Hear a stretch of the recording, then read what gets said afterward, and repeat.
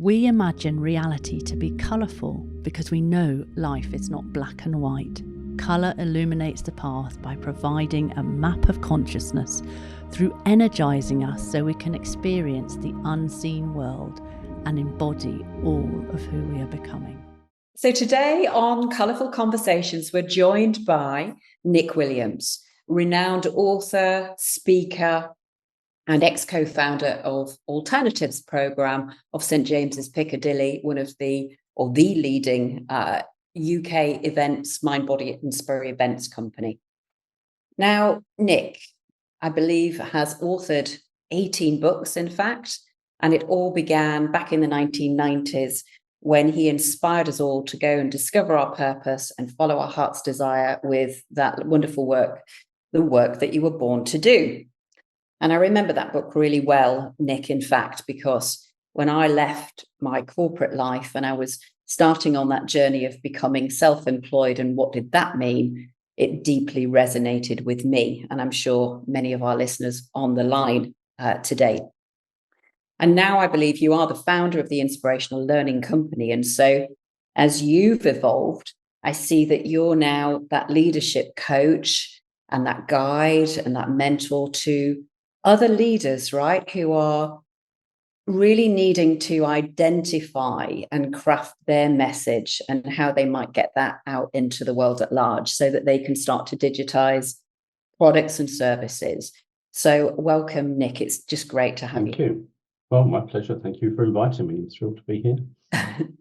And I thought maybe what would be a lovely place to start in our conversation today is, I mean, we're talking like 25 years ago or more, where you, left that sort of employment land and started on this path. So sort of how work may have evolved and how that shaped and changed you and how it influences where you are now. And then perhaps it might come up in that conversation around how the wider work environment has changed and what that offers all of us, I suppose, in terms of more enrichment to follow our heart's desires.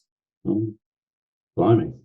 That'll take the rest of the interview just to answer that question. So I'm getting old now, so I'm 66, and it's actually been 35 years since I left the corporate world. I can't believe it. 25 years since the work we're born to do came out this year in September. It will be 25 years. And like a lot of people, I guess I left what I was doing because I was miserable doing it to an extent. Suffering is a great motivator to find our way out of suffering and into more pleasure, more joy, and more happiness. And certainly that was what motivated me. But I guess, probably the big theme of all my work and still is to a large extent, and has been my own personal journey, is like, well, how do we play less roles? How do we be more of the essence of who we are? And I think that's probably why most people leave jobs or leave corporate jobs, is that they didn't get to be themselves. They were asked to follow a job description and do stuff, and many of us get really good at doing it, but we kind of go, but where am I in this? Where's the essence of me? Where's the heart of me? When do I get to bring my own uniqueness, my individuality, my heart and soul to what I'm doing? So that's been a theme that for me has been going for 35 years or so, 40 years, and personally, and really mirrors how I help people today. It's I help people who are in leadership become more of the essence of who they are and bring that to the way that they lead, so they can be more inspiring, more authentic, more real, more vulnerable. That's my work. That's what I'm still up to, and I love it, and I'll probably be doing it until I stop breathing. I love that what you say there, Nick, and particularly a word that really spoke to me in that last bit that you were sharing was about helping people to be more vulnerable. And certainly as a coach, we're all coaches really, I guess we come from that place of we have to model what it is that we want to help our clients with. So I wondered if you would share for our audience what vulnerability means to you and where it showed up in your life. It shows up most days. There are many days where I don't feel vulnerable. It's to do, it's all the stuff around not necessarily knowing what we're doing, feeling like we're a fraud, just being scared, and for me, certainly, and I think for many people, I've just had such a vicious self-critic, a vicious inner critic that I'm always kind of questioning myself and doubting myself, and hopefully, as I'm a bit older now, having a bit more real self-confidence and belief in who I am. But a breakthrough moment for me was about a decade ago. I don't know if you've seen it on my website, and it's partly I get bragging rights, but she has been so pivotal in my life. I coached many years ago, probably coached 16 years ago now, the woman who ended up being the producer of all the Downton Abbey series and the this two is Liz films. You're talking about, the Liz director. Trubridge. Yes. Yeah, and I liked her as a human being. I loved what she was doing. I was so impressed. But so she became a friend. She's still a friend. But I did a program with her. I recorded a conversation and we put it into a book. Into a kind of a PDF and audios, and it's available on my website. It's only £9, I think. But I asked her about vulnerability. Because my kind of idea of, if you're like, obviously she's working with some of the best people in the world, both in front of the camera and behind the camera. So, you could easily assume that her job is just to kind of, get a stick out and say, right, give us your best performance. But what she said was, she realizes that most people show up on set feeling a bit scared, feeling a bit vulnerable, not knowing whether they're going to get to give their best today, not knowing whether they're going to be, maybe shamed or humiliated or criticized in some way, not knowing whether they can give the performance that they know they're capable of giving.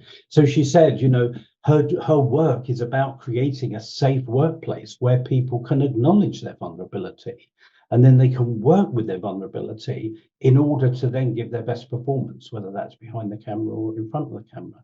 And there's just something about her saying that. It's like, here is one of the best TV producers in the world talking about being a psychologist, talking about creating a safe space so that people can feel afraid and can feel vulnerable in order that they give their best performances. And there was just something about that I found so powerful. It's like, well, it's okay for me to feel vulnerable if she knows that most people are feeling vulnerable. And I think I'd given myself a really hard time about how much vulnerability I can experience still, even after decades of growth and therapy, I still get very scared at times. So I don't think it's about not feeling vulnerable. It's not about not feeling scared. It's about, what relationship do we have with our fears? What relationship do we have with our vulnerability? Are we kind to ourselves? Are we kind to each other? And obviously, so much of the leadership today is about denying our own weaknesses. You've only got to listen to Donald Trump or Boris Johnson or Rishi Sunak, and it's like, well, we're the strong ones, you're the weak ones. And part of me wants to go, well, what about your weakness? Why aren't you able to acknowledge your own weaknesses, your own fears? And that's, I can easily judge it like we all can, but I think that's the kind of part of human evolution. It's like, how do we get to acknowledge and work with our fears and vulnerabilities? That's the only way we're ever going to evolve. Otherwise, it's just going to be power struggles and wars. Yeah, and starting to see it as the strength that it truly is, because it unifies and brings people together, and it's giving other people permission to be 100% authentically themselves. And I suppose where my thought was going, Nick, is, do you think, 30 years on, that you can bring your spirit to work in that more larger corporate environment, or do you think that can only be fully realized when we sort of branch out on our own? I would have agreed with you that, yes, I think it's probably one of the reasons I did become self-employed, and so many people do, is because that's the best chance they have to be themselves, to be able to be vulnerable and all those good things. And like Liz, Liz is a BAFTA and Golden Globe winning TV producer. We created a program together, so she's very open about it. For example, one other client I've been working with for nearly 5 years now, a man, he's been an Olympian. He's now the leader of a $10 million ad tech business. And I did a kind of in-depth interview with him last week, and And one of the things I talked to him about, because I've been encouraging him to open up about this, and he's very open about it, is to talk about what does vulnerability mean to him as the leader of an ag tech business. And basically what he was saying was, when I started this business, I knew nothing about ag tech. I felt incredibly vulnerable, but it's like he's learned about the business. But he, as an Olympian and as an elite athlete as well, he always knew that he was vulnerable. Yeah. But he just learned to hide it as an athlete, because if you showed any weakness as an athlete, you'd be, he was a rower, he'd be off the team. But he says, the more he can model that it's okay not to know, then he gives his team permission to say, I don't know how we're going to fix this. I'm sure there's a way of fixing it, but I don't know how to fix it. Can we sit down and have a conversation about how to fix it? How do we get through this? So for me, there is something very powerful. And I think more and more people are acknowledging vulnerability. And certainly the people I work with, obviously a lot of the conversations we have is, they bring their vulnerability to me, as I'm sure they do to you, that they wouldn't be able to take anywhere else. But then the stronger they become, then the more able they are to hold other people in their vulnerability and not judge them, and create a place of safety at the end of the day, which is, if people want to be their best, they have to feel a degree of safety. Yeah. And this really is, if we put this in color terms, we're modeling olive green, really, which is, it's that sort of feminine leadership in action, where we start to bring the whole of ourselves into work, and create, as you say, that safe container so that people can be themselves, and then they can do their best work because they're judged because of it. So if we're going to do our best work, we do have to take risks. We do have to risk getting things wrong, and that means we are going to be vulnerable, and we're not always going to get stuff right. So we need to know that we're not going to get fired or shamed or sideways moved just because we did take a risk. Yeah. Sorry, I interrupted you. No, it's interesting you say that, because I guess it depends on, like you talk about the environment that we work in. I think it really depends on the environment that we work in. Because where I went to in that moment when you said that about taking a risk was, I've been watching MasterChef because I love cooking. And that's a very competitive process. So you take a risk, and if it fails, they're out. And that's it, bang. And so you've still got that energy in the world today. So that's sort of the tension. And I think certainly in the work that I do, it's about how can we be with both and sort of in the spaces in between, as opposed to it's this or it's that, because that's often where we get that sort of polarization and the narrowing down of, what things look like. And if we think about, the way AI works, generally, if you start following something, they'll then give you another video or another piece of information that's very similar. So then you aren't getting, and that's part of the challenge about how can we be with it all as opposed to one particular perspective. Yeah, and to be willing to be challenged, so that's one of the things I love about this guy, Steve, who I just mentioned to you. One of the things he said last week is, he said, there's nothing that makes me happier than when one of my key team come in and say, look, I think there's a way we could do this better. And he encourages his team to challenge him in a way. And I just think that's so amazing, that there are men who are willing to do that, let alone, men and women willing to do that, who are saying, look, I don't have all the answers. I have blind spots. I'm willing to be challenged. Show me where things could be better. But that is it's the outcome, isn't it, Nick, of people who've done their own work, because they know who they be, and they're happy to model that. And so that, just creates all of that empowerment for other people to grow, to come up and to fill that space. Now, you talk a lot about the muse in your newsletters and on your website. Do you want to say more about that and how we start to listen more to the muse? Yeah, well, I've just kind of personalized the idea. It's obviously not my idea. The muse has been around since Greek times, so yes. I'm not coming up with anything new here, really. But I'm just fascinated by the idea, by the experience that many of us have, which is that ideas come to us and then through us, and not just from us. You know, people use different language. Some people call it inspiration. Some people call it getting a download. Some people would call it I'm getting guidance. And to me, or in an intuition about something. You know, maybe they're all the same thing. I just happen to call that the muse. And you know, as I said, it's 25 years since the work we're born to do came out, and I've been reflecting a lot. You know, understandably, and I've actually not for the first time, but you know, I'm not very good at feeling proud of myself necessarily, but I kind of stepped back and went, I did a really good job, because I'm very, very clear with myself that I wrote a lot of that book, if you like, but maybe 10 or 20% of it came to me as I was writing it. Wow. I was collaborating with what I would call the muse. So the way I've come to understand it, I don't know if this is true, but it certainly suits my kind of sensibility and my sense of humor to some extent, is that there's a realm where all ideas exist in potential. Some people call that the universe, the God, whatever. To me, it doesn't matter what you call it. But those ideas want to exist in this world, and they're looking for willing human collaborators to make them exist. And the muse to me is the intermediary who's going, would you make this exist? Would you make that exist? So I think the work we were born to do wanted to exist.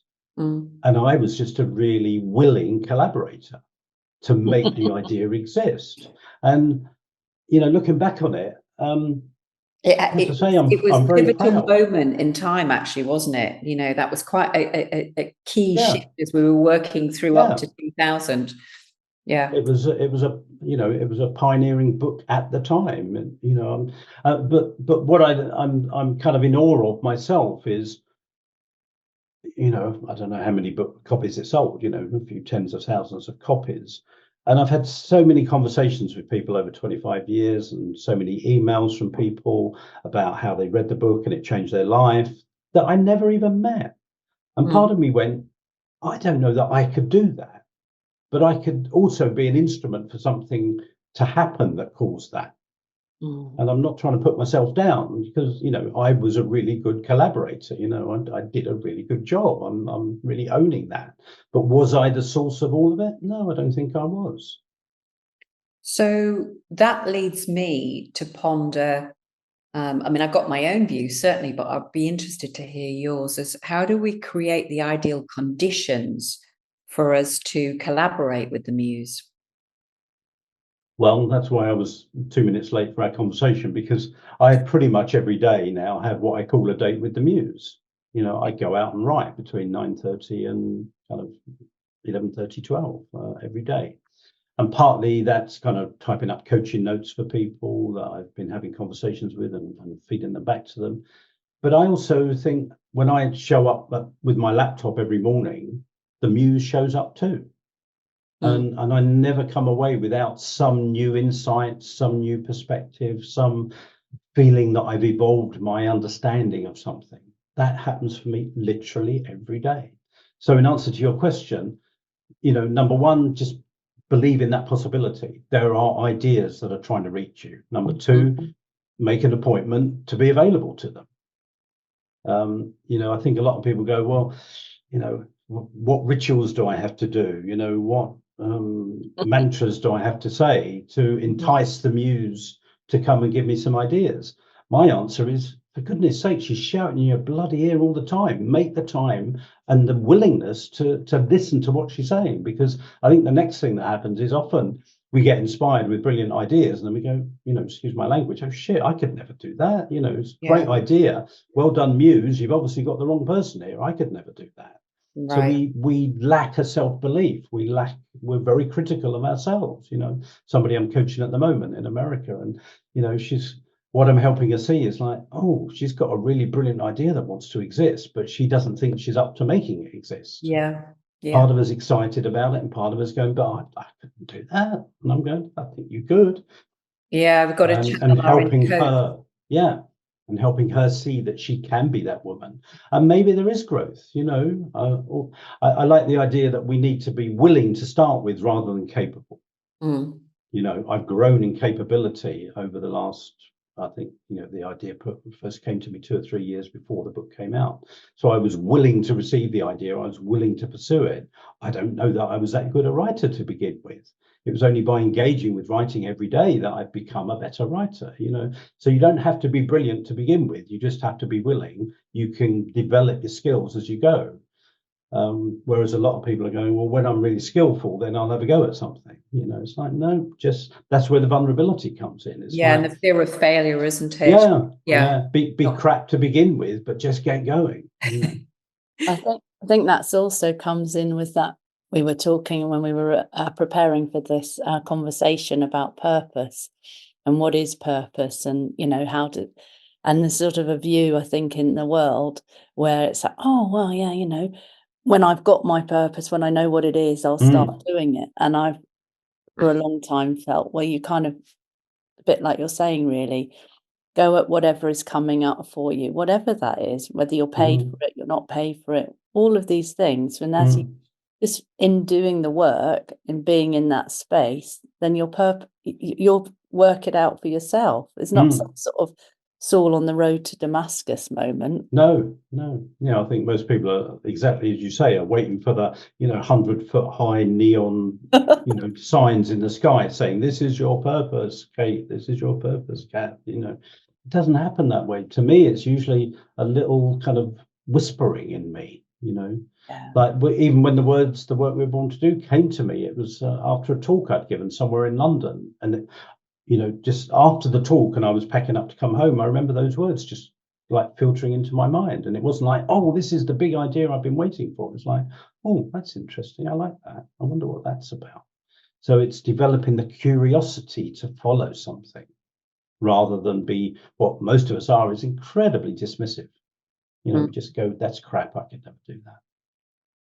Yeah, as you say, it's going back to that place of, often we judge and we give up, don't we, before we've really properly got started, because we perceive that it's been better written by somebody else, or it's already out there. What about, say more about, this idea of it's already out there, everything exists.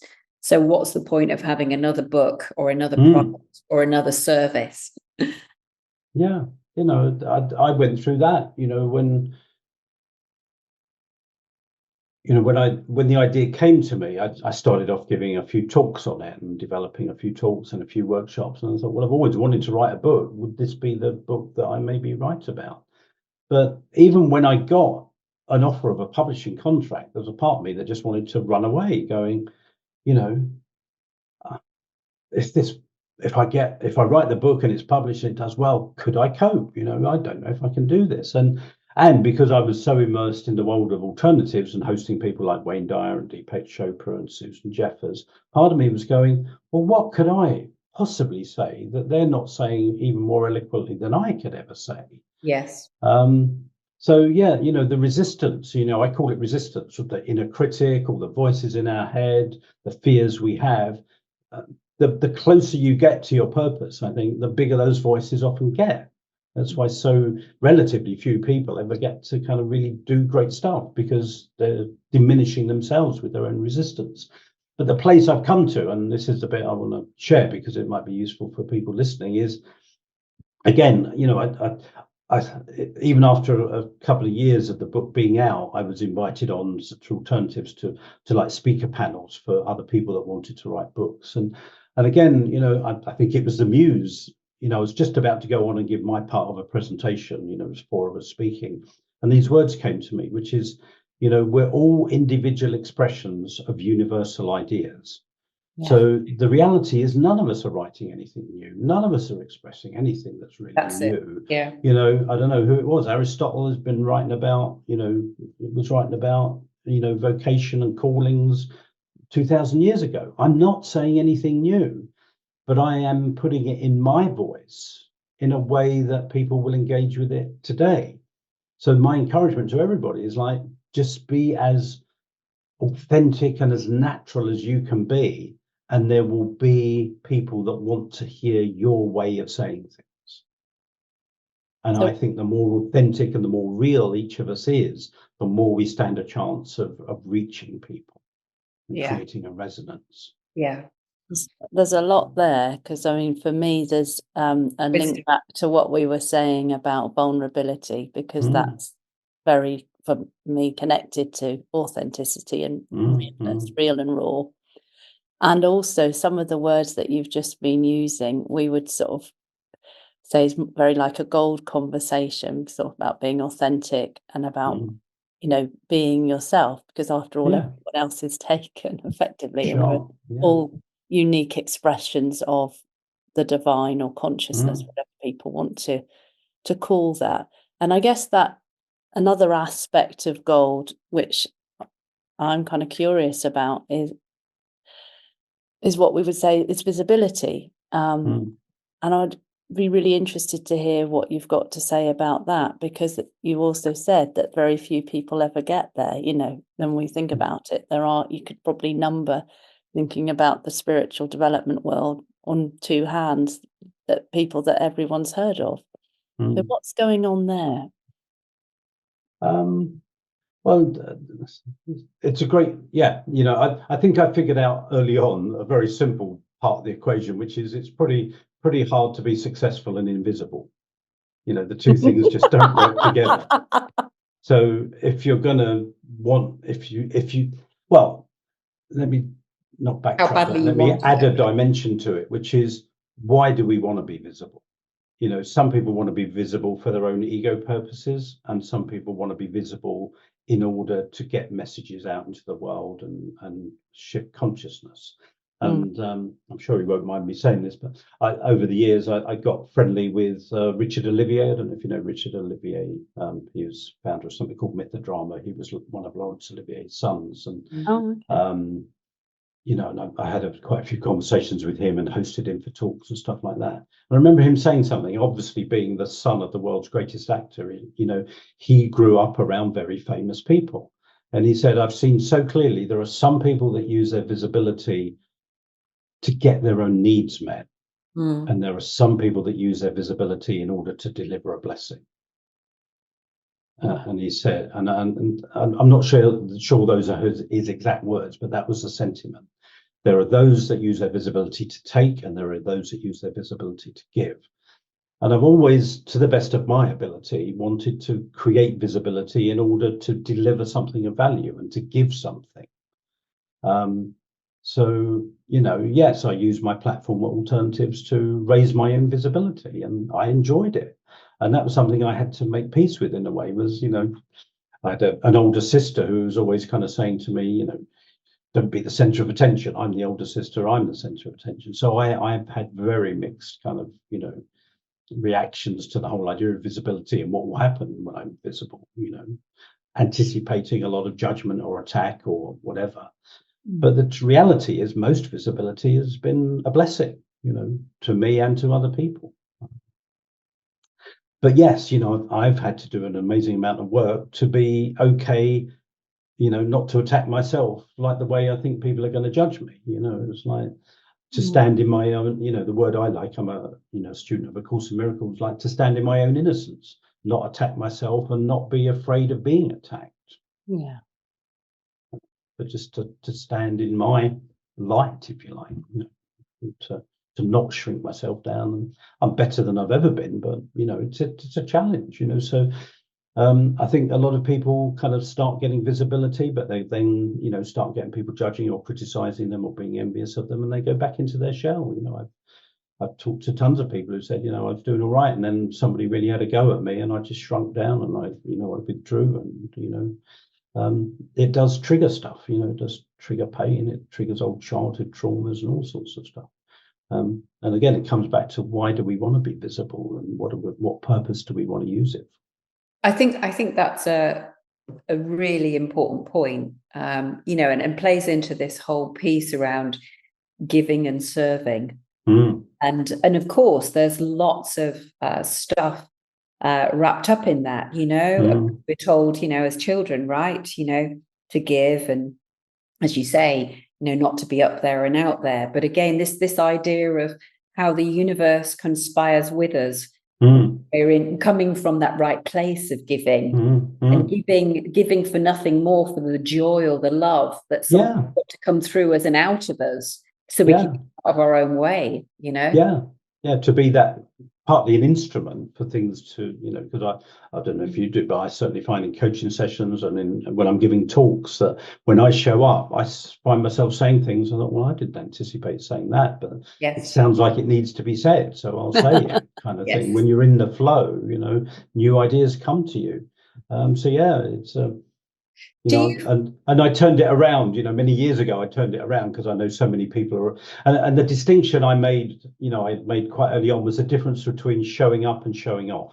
Yes. And I think we often confuse the two things. That to want attention is an act of showing off. Yes. But if you want it to serve, or your desire is to serve, then showing up is actually a very generous thing to do.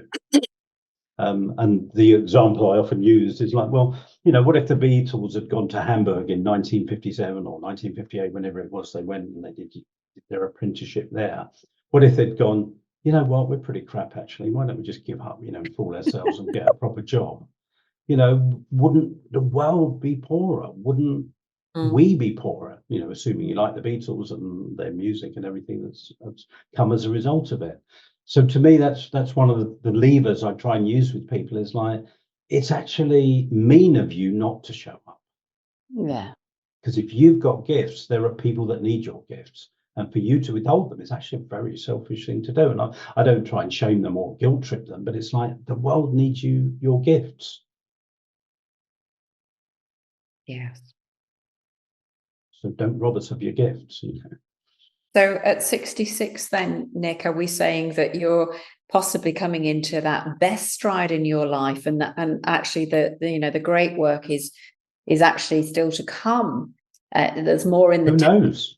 Oh yeah, you know. Yeah, I certainly feel like I'm just, you know, not that I'm just getting going, because I've done quite a lot, but I feel like I am probably doing my best work now in some respects. Yeah, because I'm a clearer channel. I've got more confidence. You know, so bottom line is I just like myself more than I probably ever have. You know, I'm just less judgmental of myself, less critical. There's still a way to go. But also, you know, I don't know if you ever saw it, but there was a documentary on iPlayer. I don't know if it's still there, but with the Dalai Lama and Desmond Tutu. I don't know if you ever saw it. Mission Joy. You know, and there's a book called The Book of Joy. Yeah. And they just giggle a lot and they laugh a lot. And I think there's something, to me, as I get older, I think a mark of spiritual maturity for me is like, do you take yourself a bit more lightly? I was heavy as a heart attack when I was younger. I think a lot of times, very earnest. And I was just going to say, both Kate and I will totally relate to that, Nick, because, you know, it's that sort of high expectation and wanting to do the right thing, you know, the ethical side of leadership.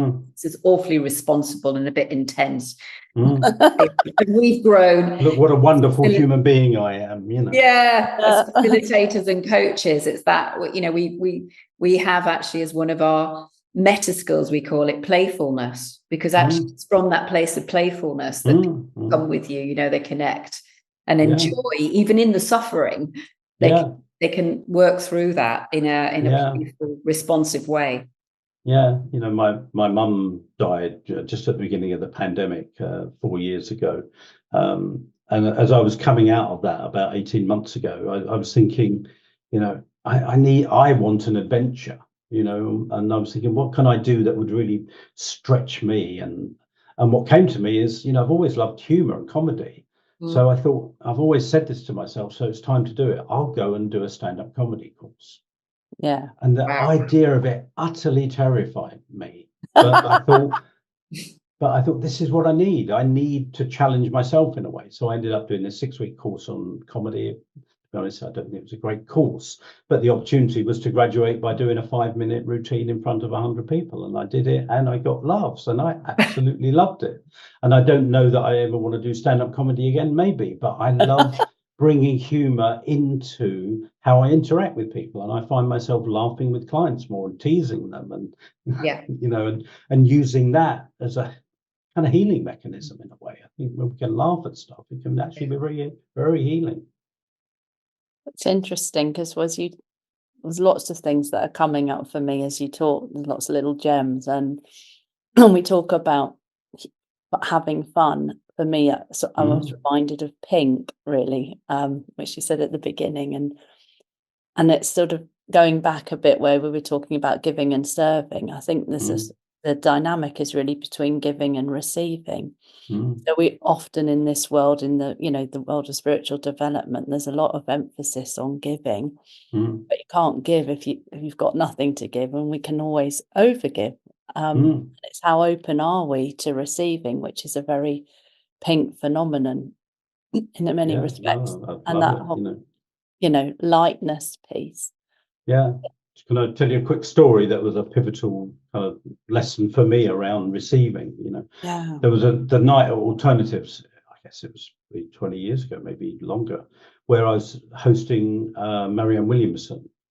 And, we had 700 people in the church, and we talked beforehand. She said, if possible, I know you have to close the church by 8:30 or 9, but if possible, I'd love to be able to sign everybody's books and, so that nobody goes away not having had a little bit of what they wanted, other than the talk.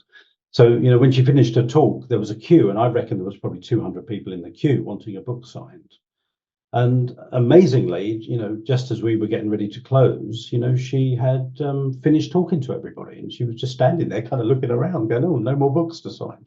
And I was really sheepish, but I thought, well, I would love to get her to sign my copy of A Return to Love if I can. But I felt a bit guilty thinking, you've just given a talk, you've just talked to 200 people, do I really want to impose on you and ask you to do that for me? I thought, well, it's my only opportunity, so go for it. And I just said, would you mind signing my book for me? And I just want to let you know, you introducing me to A Course in Miracles through A Return to Love. And, your work has been such an inspiration to me. I'm so grateful to you.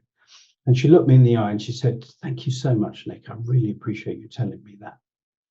And I'm sure there was an element of professionalism there, but I was probably the 200th person that night to have said that to her, and probably like the 100,000th or 500,000th in her career to say that to her.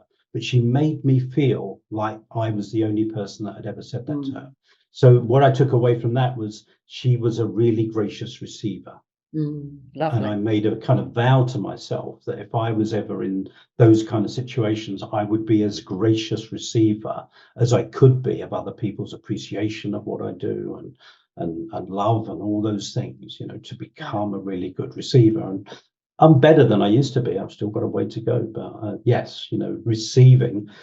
How can you give if you're not open to receiving? It's like you're running on an empty tank, which usually means resentment and burnout and all sorts of stuff. So yes. Though I think I'd like to slightly change direction, but one of the questions that we ask people, and we're really curious about the answer, is much of life is full of the mundane, the day-to-day, or the ordinary, and yet there are extraordinary moments, and we were just wondering what you would define as extraordinary moments in your own life. There's been so many pivotal moments. I wrote a book called Pivotal Moments about a decade ago. So I don't know. I tell this story, and I think it was probably a pivotal. Do you want me to actually tell you a pivotal moment? Yeah, that would be lovely. My dad worked in insurance for 49 years, but I think his true calling was to be a preacher. He was a lay Methodist preacher, and he would preach at weekends. And I didn't particularly agree with his kind of religious views, but I loved the fact that he was inspired. And he used to watch television and listen to the radio and read newspapers and magazines, and he would collect these things called gems of thought, which were things he loved that resonated with him, and then he would use some of them and quote them in his sermons. And I would say things, and I remember him saying to me one day, he said, that's really funny, or that's really wise. Do you mind if I quote you in one of my sermons? And for me, I don't know, at like 8 years old, that was such a validation. So I think I think that set me on a path, So to me, the quality of what makes life move from the mundane to the sacred, I guess, is an intention. It's like, how can I make this a special moment? How could I make today special? It's about connecting. It's about intimacy. For me, it's increasingly about, can I get somebody to laugh? Can I listen to what people are saying and see where I could get a laugh out of it? I was very touched a couple of weeks ago. A friend, I belonged to a table tennis group, and they were going out for lunch, and I couldn't join them because I was doing something else. And they said, "Oh, we're going to really miss your one-liners." And I just thought, that's one of the gifts I now bring, is I get people to laugh. So I think for me, moments of when somebody extends themselves in some way, whether they extend themselves to me or each other, or I extend myself, I take that risk to connect emotionally. And just connect, really. For me, it's all about connection. And being seen. Yeah, take the risk, I can say something I think is funny and people don't get it. So I took a risk and it doesn't pay off, but at least 80% of the time I seem to get a laugh. So. Nick, I understand you're writing a new book. Do you want to tell us a bit more maybe about what that's about?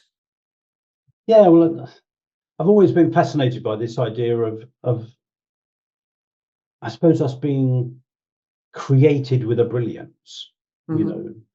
There's manufactured brilliance, but there's natural brilliance, and I've always been fascinated by it, and I've done my best to cultivate that within myself. And again, I think the pivotal thing for me was being a student of A Course in Miracles. There's a little bit in the Course in Miracles talks about the difference between grandeur and grandiosity. And grandiosity is of our ego, and I think my kind of take on it is like, when we forget who we really are, we either inflate ourselves to make up for it, or we deflate ourselves and run ourselves down. So, I understood that showing off was an act of grandiosity. What I didn't realize was that kind of putting ourselves down was also an act of grandiosity. It's like, it's attacking ourselves. But the Course in Miracles says the truth of you is grandeur. The Course uses very specific terms. God created you in grandeur. God created you an amazing being. So my fascination has always been, well, how do we show up with the grandeur that came with our creation? So this is a long answer to your question, which is the work I'm doing at the moment. I'm calling it your signature leadership work. And at the heart of it, I suppose, is getting people to show up with their grandeur, is to show up with the brilliance that's inside them and shine their light through whatever work they're doing. So the book I'm writing is about the work that I do with people, and just kind of talking about what that is, because in a way it feels like it's, I don't know if it's a completion, but the work we were born to do was all about, a lot of it was about the Protestant work ethic, and I'm doing the Protestant work ethic, which is, that we have to struggle and suffer and be miserable in order to call it work, for it to be valuable. And I suppose I'm now right at the other end of that extreme, personally and professionally, which is, well, how can work be a delight? How can work be a joy? How can, I love the work that I do. It's not hard for me anymore. It's easy, and I get paid very well for it. Because you're being yourself, and you're letting I'm just letting me be me and me come out. And I've accumulated a lot of experience. So it's not that I haven't invested in it, but it's that it's liberating itself. Yeah, that brilliance of spirit underneath it that activates it and brings it to life. When I'm working with people and what I'm helping bring out in themselves, it's like, how do you stand up in front of 100 people and inspire them? Really kind of bring your best self. So that's what the book is about. It's like, how do we bring our best self and do our best work? Lovely. I look forward to reading that one. Me too.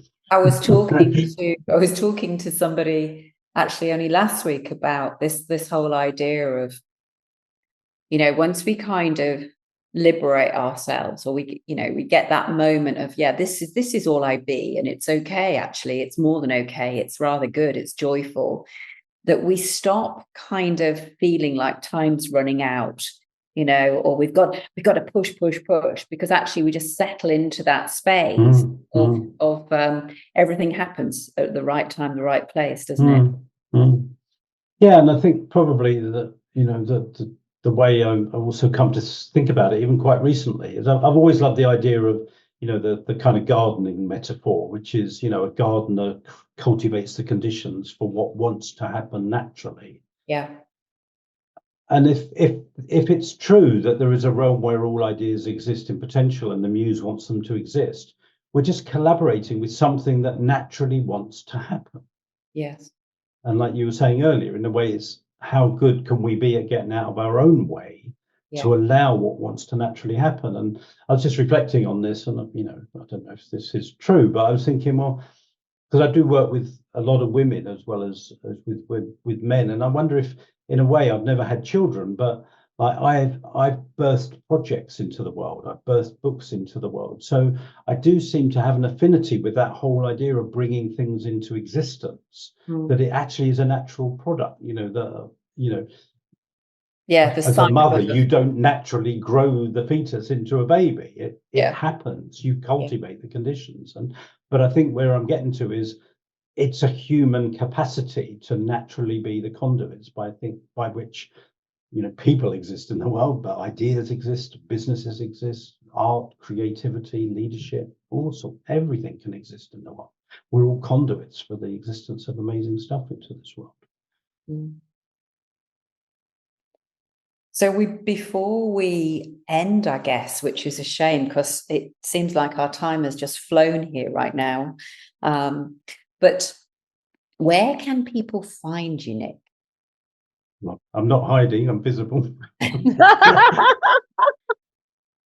So directly through your website? Yeah, so my website URL is Nick Williams, but with I am at the front, so iamnickwilliams.com. So yeah, really owning that one then. Sorry? Really owning that authenticity. Yeah. Well, nickwilliams.com was taken, so yeah. So yes, so owning my name, owning myself, and on LinkedIn. So yeah, there's lots of free programs and free stuff on the website. So yeah, main ones are LinkedIn and my own website. And my email address is nick@iamnickwilliams.com, and I'm always happy to have a chat. So if somebody's listening to this and thinks they'd like to have a chat, I'm generally very willing to do that. Just drop me a line and we'll arrange it. Fantastic. Thank you so much. So our final question for you, Nick, really, which we ask everyone, is as you look out into the world, what is the new story or the new dream that you see unfolding? I think it's about remembering who we are, really. I think that's the only thing there is to do. We look out the world and see pain and strife and suffering. And for me, the Course in Miracles, the core teaching of A Course in Miracles is everything that's going on is either love or a call for love. That's all that's going on. So everything that isn't love is a call for love. So if there's a new story, the new story is, well, how much love can we bring? How much inspiration can we bring? How much healing can we bring? So I'm trying to do that in my way through my work. We're all doing it in our way through whatever we're up to, I think. So yeah, how much love can we bring? How much love can we be? That's really beautiful and a lovely place to end, because it reminds me that love is all there is. So thank you so much for your time. It's been an absolute delight to share this hour with you. And we look forward to seeing what unfolds as a result of this. Yeah, who knows what the Muse has in store next. Exactly. So bless you. Well, thank you for inviting me. It's been fun. I've loved it. So thank you. You're welcome. Bye. Magic happens in any given moment. All it takes is us to be aware and present and open to what wants to unfold. Our intention is always to enable you to see more, perceive more, and be more.